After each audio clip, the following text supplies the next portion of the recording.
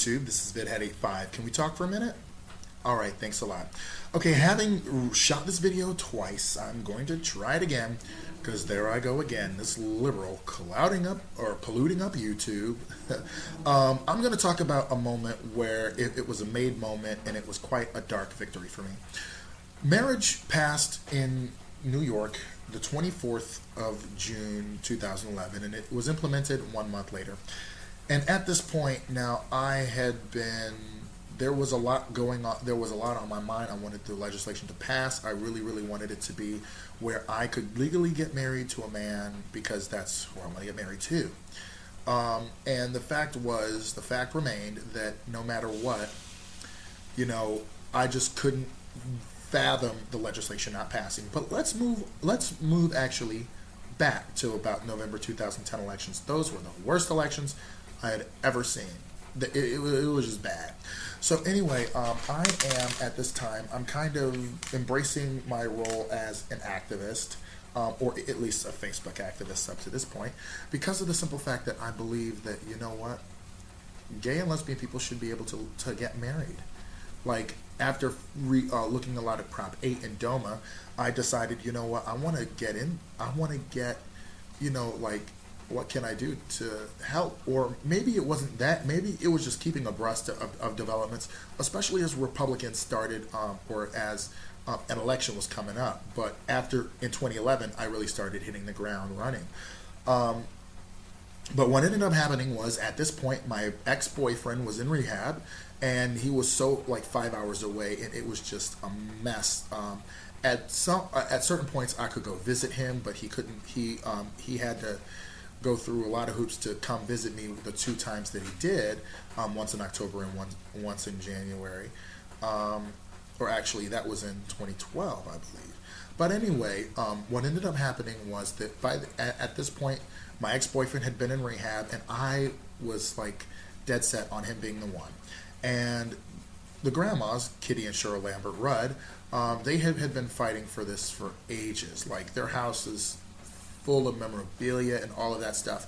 And when I reconnected with them, they were cautious, and rightly so, because at that point I was thinking I was taking a journey into the religious right, and I was thinking, you know what, I'm not going to be gay anymore. I couldn't vote Republican based on some of the things that they said about black folk. So if anything, it was okay, reconnecting. And then after I proved that I really, really wanted to help the cause for gay and lesbian couples to legally get married in New York State, I was able to hit the ground running. Petitions, rallies, all this stuff. I don't even know how we did it, but we did it. So come the night of June 24th, 2011, many of us had logged in countless hours, countless rallies, countless meetings, countless media stuff. We were really meetings with legislators. It was just all of this condensed into a short time, and I was unemployed at the time, so I could do stuff like this, and it took my mind off of not being able, or not searching for a job with the intensity that I should have been. But after feeling useless, I wanted to feel useful, so I threw myself in head first. So then, come the night of the 24th, I was at a fundraiser, and I learned to pour beer that night, which is another notable thing. So this queer learned how to pour beer the night that he learned that he can get married legally. So that was one thing that was notable. But another thing that was notable was simply this.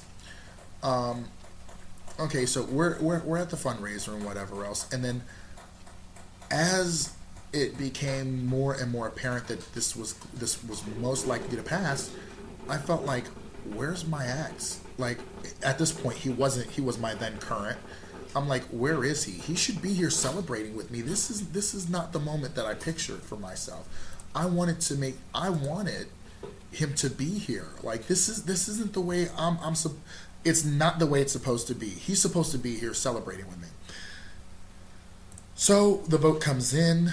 Mark Rossani gives his speech about how he will vote in the affirmative, and I said I'm voting for him in the next election cycle. 2014, I would not, although I got redistricted into Tim Kennedy's, and I hope Tim Hoax runs against him because I will vote for Hoax. But anyway, that's a little bit of localness. So anyway, what ended up happening was when the legislation passed, I felt I was so jubilant. I could not believe it. It was so wonderful, and yet I didn't feel as if I was really a part of the victory. Just think about that. After logging countless hours, days, constantly, like every chance I got talking about it, having petitions signed, letters, handwritten letters there, just I don't know how many nights I stayed up,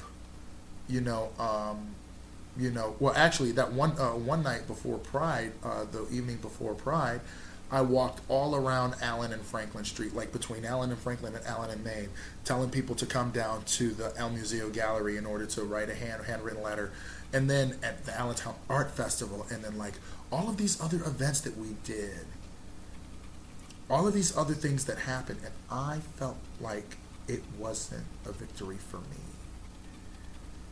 That really sucked.